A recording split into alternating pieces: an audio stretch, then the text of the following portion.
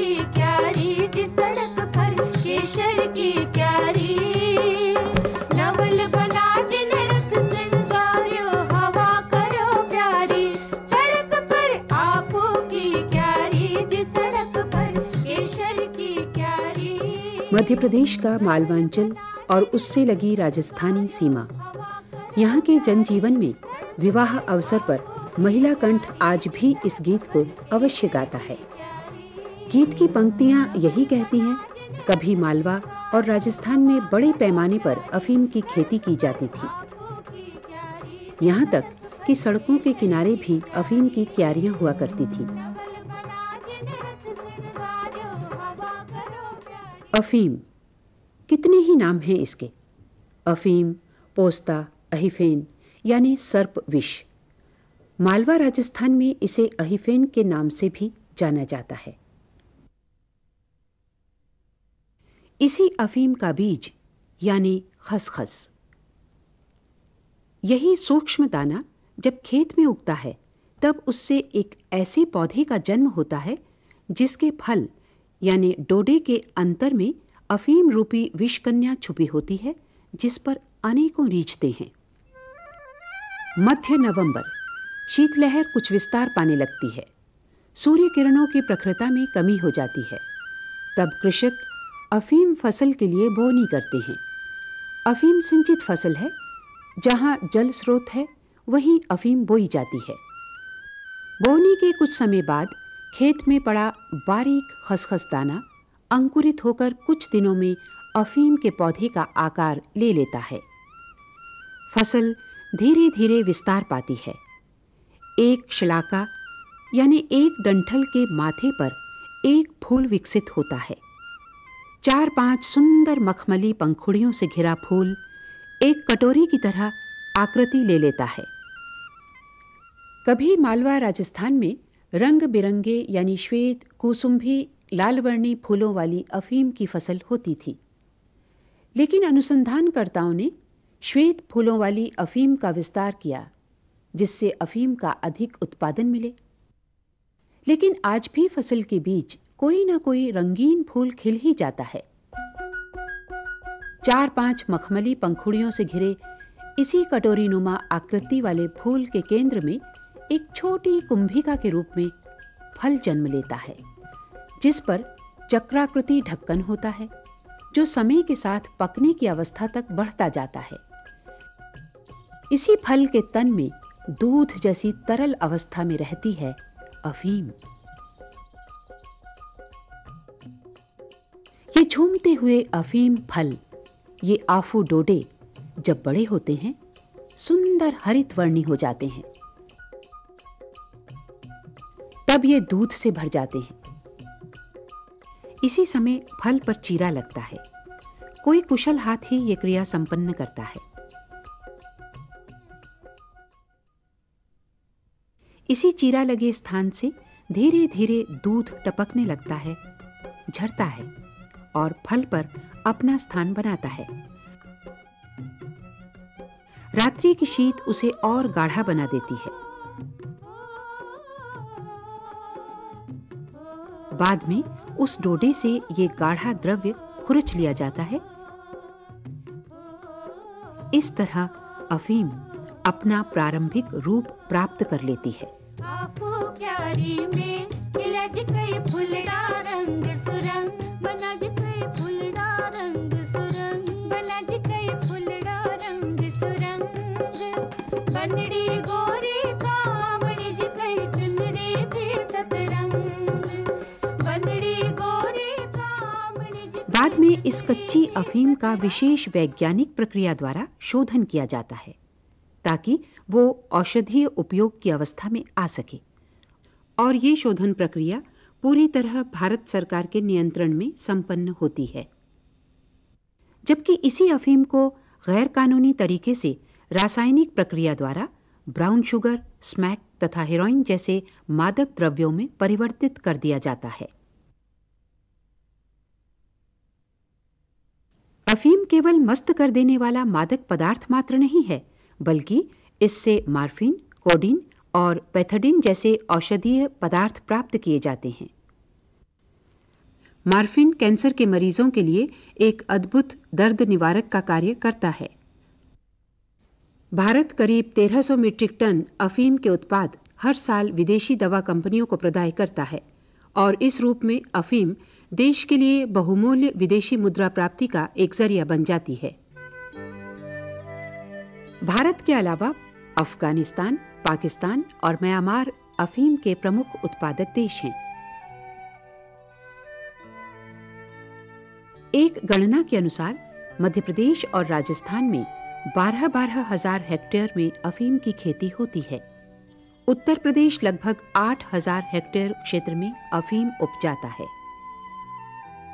लेकिन कहीं भी किसान अफीम की खेती स्वयं अपनी इच्छा से नहीं कर सकता। इसके लिए शासकीय अनुमति जरूरी है। उस पर नारकोटिक्स विभाग का सतर्क नियंत्रण होता है।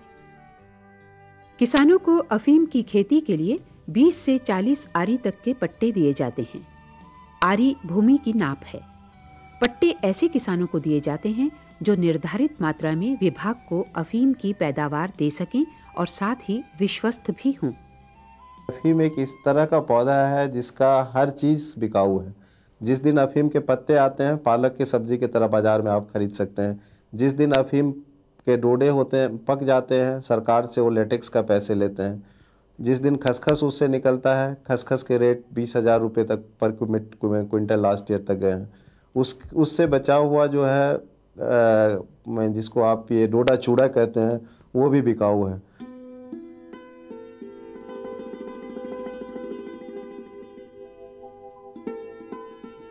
ये सही है कि अफीम की खेती किसान के लिए भी आमदनी का एक अच्छा जरिया है, लेकिन ये फसल कठिन श्रम भी मांगती है।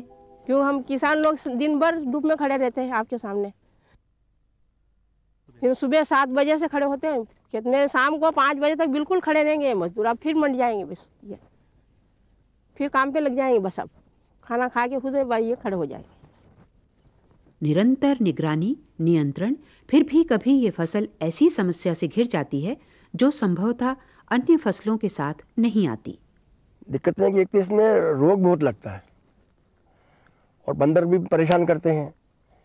दूसरी दिक्कत ये है कि आजकल रात को कभी कभी हम जीरा लगा के गए मान लो, तो कोई बदमाश लोग रात को भी आके इसको निकाल जाते हैं। पहले इतना दिक्कत नहीं थी क्या, जैसे हम एक छोटा बच्चा भी घर ले जाता था आराम से, सब कोई धोखा नहीं था। आज वो हालत नहीं है। आज हम यहाँ से घर ले जाएंगे तो 2-3 आदमी साथ जाएंगे, पता नहीं रास्ते में क्या हो जाए, कोई टक्कर मारे। अब ये गांव में हुआ है कि 2 आदमी साइकिल पे बैठ के आए, मोटरसाइकिल पर। एक किसान अपना लेके जा रहा था बेचारा, तो एक दिन उसका बर्तन सामान लेने टक्कर दे दी उसके, तो वो तो बच्चे का हो गया बेचारा, नफीम तो वो लेके भाग गए। काश्तकार के सामने ये समस्या होती है कि जो गवर्नमेंट ने या नारकोटिक्स डिपार्टमेंट ने जिस हिसाब से इसका एक यील्ड बांध दिया है कि आपको इतना पर हेक्टेयर यील्ड देना ही होगा, वो वेरी करता है। और जब वो कम यील्ड आती है तो काश्तकार घबराता है कि अब मैं इसको कैसे पूरा करूं। इस बात के लिए भी वो गुनहगार हो जाता है कि शायद उसने इसमें से अफीम निकाल ली होगी या देना नहीं चाहता है। घर में चोर बाल्टी उठा जाते हैं घर से, पुलिस वाले हमको कूटते हैं कि भाई तुमने बेच दिया होगा। क्या पुलिस हमको ही पकड़ती है? वो तो क्या पुलिस वाले ये थोड़ी जाने कोई चोर ले गया, कोई इन्होंने बेच दिया। यो कर हम पे इतना कड़ा पावर है, बस कर रात भर नींद नहीं निकालने इसके लिए। देखिए, जहाँ तक लोग ये कहते हैं कि पुलिस नाजायज़ परेशान कर रही है, इससे मैं सहमत नहीं हूँ। क्योंकि यदि कोई नंबर 2 बाज़ार में, काला बाज़ार में अफीम बेचेगा और सूचना मिलेगी तो हम कार्रवाई करने के लिए कानूनन बाध्य भी हैं और हम करेंगे भी। और यदि हम नहीं करेंगे तो हम प्रोसिक्यूट हो सकते हैं। और रही बात किसान परेशान है, तो यदि ऐसा है तो वो अफीम का पट्टा ही क्यों ले रहा है? ये कोई कंपल्सरी तो है नहीं। आप चाहें तो आप रबी की गेहूं फसल उगाएं। काफ़ी किसान जो अच्छे किसान हैं गेहूं की फसल उगा रहे हैं। तो ये मैं मानता नहीं हूँ कि अफीम की खेती में फ़ायदा नहीं है। फ़ायदा है, तभी तो इतने लोग ले रहे हैं, इतनी भाग दौड़ करते हैं, इतनी मेहनत करते हैं, अफीम जमा करने में 2-3 दिन चक्कर काटते हैं। तो निश्चित रूप से यदि फ़ायदा नहीं होता तो ये कार्रवाई ये करते ही नहीं। ये रबी फसल है। अफीम के बाद खेत में बोई जाने वाली खरीफ फसलें जैसे मक्का, ज्वार, सोयाबीन आदि फसलों के लिए ये भूमि को उपजाऊ बना देती है। वैसे इस कल्टीवेशन में दूसरी क्रॉप के बनिस्बत इनकम ज़्यादा है, लेकिन इसके साथ इसमें रिस्क और इसमें जिम्मेदारियां भी उतनी ही ज़्यादा हैं। बहुत अधिक सरकारी नियंत्रण और कठोरता के कारण कुछ किसान इसकी खेती स्वीकार नहीं करते। मेरी इच्छा अगले साल बोने की नहीं है। अगर ऐसे ही रवैया है सरकार का तो मैं अगले साल नहीं बोऊंगा। क्यों? क्योंकि इसमें परेशानी ज़्यादा आ रही है। लेकिन कुछ ऐसे भी हैं जो अफीम बोना इसलिए पसंद करते हैं कि वो समृद्धि तथा संपन्नता का प्रतीक है। इसलिए लगभग 500 रुपया प्रति किलो बिकने वाली और प्रति हेक्टेयर 12 से 14 किलो उपज देने वाली अफीम फसल के लिए वो कड़ी मेहनत करना और समस्याओं से जूझना भी पसंद करते हैं। यूं तो अफीम फसल की एकमात्र खरीदार सरकार है, लेकिन अफीम में मादकता है। ब्राउन शुगर और हेरोइन जैसे बहुमूल्य मादक पदार्थों का कच्चा माल होने के कारण इसकी तस्करी और कालाबाजारी भी खूब होती है।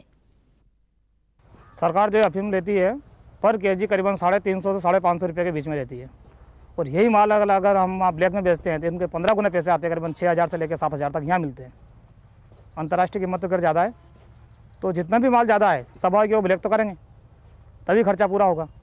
स्मैक हेरोइन से ही बनती है और अनफॉर्चुनेटली अब मंदसौर नीमच ज़िले में कुछ गांवों में ये घरों में लोग बनाने लगे। इसके फैक्ट पकड़े भी गए क्योंकि अब ये इसमें कोई बहुत बड़ा वो प्रोसेस नहीं है, तो इसको घर पे भी बनाने लगे। इतनी टेक्नोलॉजी और इतनी लोकल टेक्नोलॉजी उन्होंने डेवलप कर ली है, तो ये थोड़ी चिंता की बात है। अफीम के घातक और कलुषित उपयोग की रोकथाम के लिए अनेक स्तरों पर शासन की संस्थाएं कार्यरत हैं, जो इसके अनुचित और गैरकानूनी इस्तेमाल को रोकने के लिए हर संभव प्रयास कर रही हैं। बाकी जो भी किसान की जितनी भी समस्याएं हैं, जो जेन्युइन किसान है, आज तक हमने कभी फसल बीमा यहाँ नहीं हुआ था।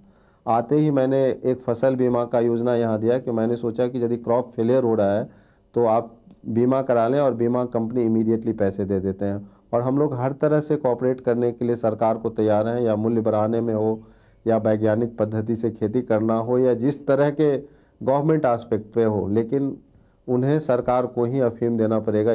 तस्करी और गैरकानूनी इस्तेमाल को रोकने के लिए कड़ी सजा का प्रावधान भी किया गया है।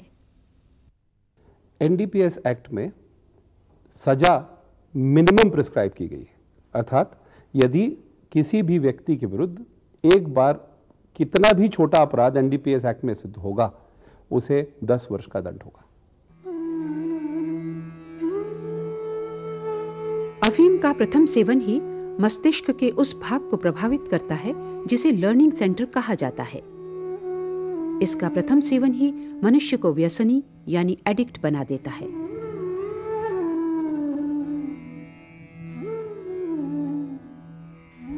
इन द्रव्यों के नशे में सबसे प्रमुख बात जो देखी जाती है वो रहता है कि आदमी काफ़ी शांत सुस्त सा पड़ा रहता है, उसको किसी भी किस्म के मोटिवेशन नहीं रहता, वो कुछ करना नहीं चाहता खुद होके। दूसरी चीज़ जो देखी गई है वो ये है कि अपने आप में काफ़ी खुश रहता है जब वो नशा कर लेता है। तो यदि व्यक्ति काम धाम छोड़ के अपने आप में खुश रहे, आराम से रहे, पड़ा रहे, तो हम ये मान सकते हैं कि इसे कोई परेशानी है। दूसरी चीज़, आदमी काफ़ी स्लो हो जाता है, धीमा हो जाता है। जी हाँ, अफीम मन को बीमार करती है। जो इसके साथ जुड़ते हैं उन्हें सब कुछ निरर्थक लगता है। सार्थक लगती है तो ये विषकन्या अफीम, जो उसे हंसते हुए मृत्यु द्वार तक ले जा सकती है। कई बार सोचा है साहब, बाकी अब क्या करें, रह ही नहीं जाता इसके बगैर। बस वो अच्छा लगता था, वो पीने पे ही अच्छा लगता है। बस उसका तो साला ऐसा नशा है कि बस वही दिखता और कुछ भी नहीं दिखता। उसके अलावा कोई अच्छी चीज़ लगती ही नहीं।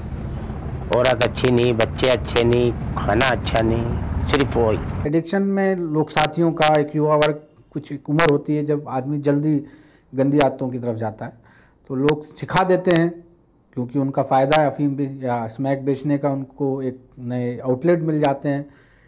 तो वो पहले 6-7 दिन शायद फ्री में भी दे दें या लोगों को बिना बताए आदत डाल दें, और 8वें-9वें दिन ये हालत हो जाती है कि यदि आदमी वो नहीं लेता है तो उसकी शरीर में इतना ज़बरदस्त दर्द होता है कि वो तड़फड़ाता भी है, तड़फता भी है, कराता भी है और छटपटाता है, जैसे मछली को पानी से आप बाहर निकाल दें। अब नहीं है तो बिल्कुल बेकार हूँ, मतलब कुछ नहीं है, एक लोटा भी नहीं उठा सकता हूँ, इतनी भी जान नहीं। 1.5 साल में कितने पैसे की पी गए होंगे आप? कम से कम 5-6 लाख रुपए बिका था, जमीन सब बेचा है घर की। इसके लिए वो अपना घर में चोरी करता है, अपने माँ बाप से लड़ता है, बाहर चोरी करता है, यहाँ तक कि कई बार तो अपनी हर चीज़ बेच देता है, अपनी पत्नी तक को गिरवी रख देने की शिकायत यहाँ मिली है और ये पाया गया है कि ऐसा हुआ है।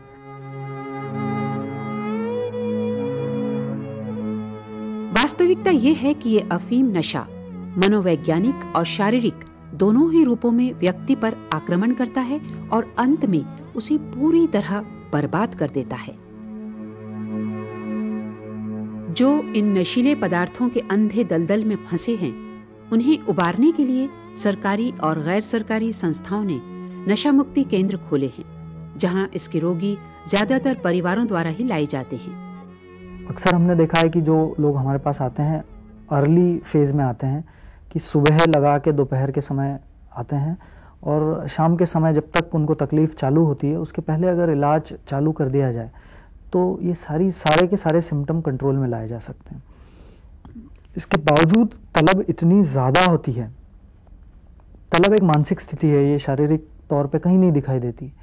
आदमी अंदर से इस तरह से फील करता है कि वो कुछ भी करे लेकिन इस चीज़ को वापस पा ले। इस तलब को रोकना बहुत ज़रूरी होता है और हमने देखा है अक्सर कि 48 से 72 घंटे कई बार हमें बांध के रखना पड़ता है मरीज को, अगर मरीज मोटिवेटेड नहीं होता है तो। यूं तो अफीम अपने आप में एक औषधि है, लेकिन इसका अनुचित प्रयोग न केवल समाज, देश, बल्कि एक पूरी पीढ़ी को नशे के अंधकार में विलीन कर रहा है। गत करीब 8-10 वर्षों की जो गतिविधियां रही हैं अपराधियों की, उससे हमें निश्चित रूप से एक संदेह होता है कि न ही एनडीपीएस के अंतर्गत या नारकोटिक्स की जो धनार्जन किया गया है नारकोटिक्स के माध्यम से, वो ही अकेला सिर्फ खुफिया गतिविधियों के लिए ही नहीं, हथियारों के लिए भी, अवैध हथियारों के आवागमन, उनके टेररिस्ट एक्टिविटी में इन्वॉल्व होने, इसके लिए भी उन्हें कि हमारे कुछ ना कुछ साक्ष्य सामने आए। इतना सब जानने के बाद ऐसा लगता है कि अफीम का पौधा केवल नशीले पदार्थों का ही जनक है, लेकिन वास्तविकता ऐसी नहीं है। ये एक बहुत ही उपयोगी वनस्पति है। लेकिन क्या ये प्रकृति की विचित्र लीला नहीं है? जहाँ फल के तन में विष है, वहीं उसके अंतःस्थल में ये पोस्ता दाने पलते रहते हैं, जो अपने में बड़ी स्वादिष्ट, पौष्टिक और हानि रहित खाद्य पदार्थ हैं। अफीम के सूखे फलों यानी डोडों का चूरा भी कई रूपों में उपयोगी माना जाता है। अफीम का संपूर्ण पौधा सुंदर है, आकर्षक है और उपयोगी भी है, लेकिन इस पौधे के साथ सबसे बड़ा आश्चर्य ये जुड़ा है कि इससे प्राप्त अफीम जहां एक ओर अत्यंत ही मादक और विष के समान है, वहीं दूसरी ओर इससे ऐसी औषधियों का निर्माण किया जाता है जो अपने आप में अनमोल हैं। कैसा संगम है यहाँ विष और सुधा का। अफीम हम सभी के लिए, मानव और संपूर्ण मानव जाति के लिए मादकता की अनुभूति दे या जीवन रक्षा के लिए अमृत का काम करे, ये अफीम पर नहीं, हमारे स्वयं के विवेक पर निर्भर करता है।